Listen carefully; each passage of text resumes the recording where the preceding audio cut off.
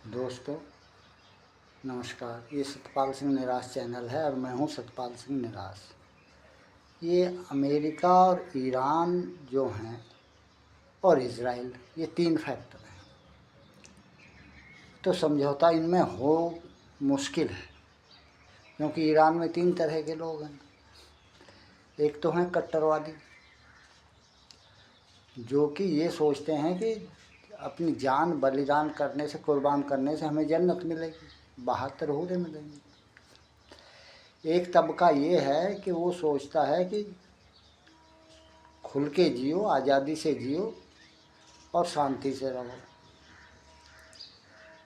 और तो वो युद्ध नहीं चाहता। तीसरा तबका है जो शिक्षित है, योग्य है, बुद्धिमान है लोग, वो कहते हैं युद्ध तो बर्बादी का कारण है और जिस तरह हो हमें समझौता कर लेना चाहिए।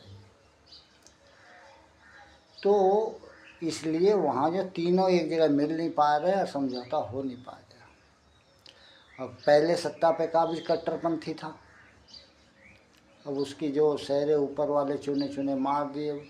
मुस्तफ़ा खामेनेई है, उसका भी पता नहीं कौमा में है, क्या है, कैसे है, कुछ पता नहीं। तो अच्छा, अमेरिका यदि समझौता कर भी ले या युद्ध से हट भी जाए, इजराइल की तो ज़िंदगी का सवाल है। बताओ ये कहाँ की सोच है कि हम परमाणु बम बनाएंगे और यहूदियों पर डालेंगे। यहूदी इंसान नहीं होते, या मुसलमान ही इंसान होते हैं। वो कहते हैं काफिर जो हैं उन्हें दुनिया पर रहने का, दुनिया में धरती पर रहने का हक नहीं है।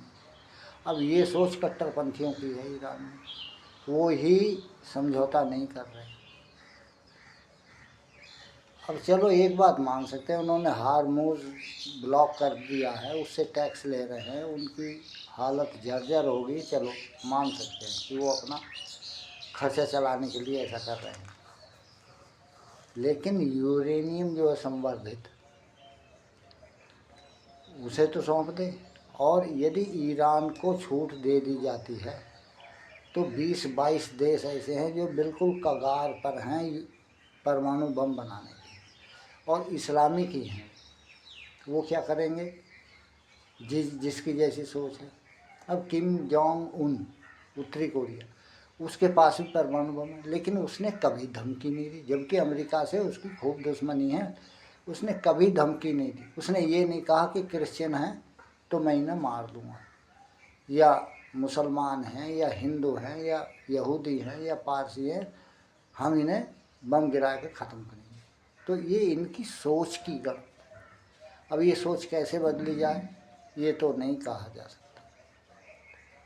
अब वो कह रहे हैं जो जिन पर इसने हमला किया है, कतर है, यूएई है, सऊदी अरब है, भाई हमारी क्या गलती थी? हमारी तो अर्थव्यवस्था ठप हो गई, अब हम क्या करें? हमारी भरपाई कैसे होगी? और अमेरिका हट जाता है तो ईरान तो फिर नहीं आने, बाज नहीं आने की। अब ये कहाँ की सोच है कि जैसे हमास है, हुती है, हिजबुल्ला है, इन्हें समर्थन दे रहा, कह रहा वो तो हमारी सेना है। अब तेरी सेना लेबनान में क्या कर रही है? कतर में और उस वहाँ हुती दूर रहते हैं, वो क्या कर रहे हैं? उन्हें क्यों समर्थन दे रहे हैं? तो खैर इसकी सोच अच्छी नहीं है। और अमेरिका के सामने दो विकल्प हैं, या तो युद्ध छोड़ के भाग जाए, या फिर जो भी हो जैसे भी हो पूर्णतः ईरान को ख़त्म ही कर दे नए सिरे से। भले ही अखिल विश्व, सारा संसार उसे मदद करके दोबारा से खड़ा कर ले, लेकिन ये सोच तो ख़त्म होनी चाहिए, मेरा तो ऐसा मानना है। आगे आपकी क्या राय है कमेंट्स करके मुझे बताइए वीडियो में। और दोस्तों मेरी इच्छा है कि आप सब्सक्राइब भी करें, वो आपकी इच्छा के ऊपर है, लेकिन मैं आभारी रहूँगा यदि आप सब्सक्राइब करेंगे। धन्यवाद।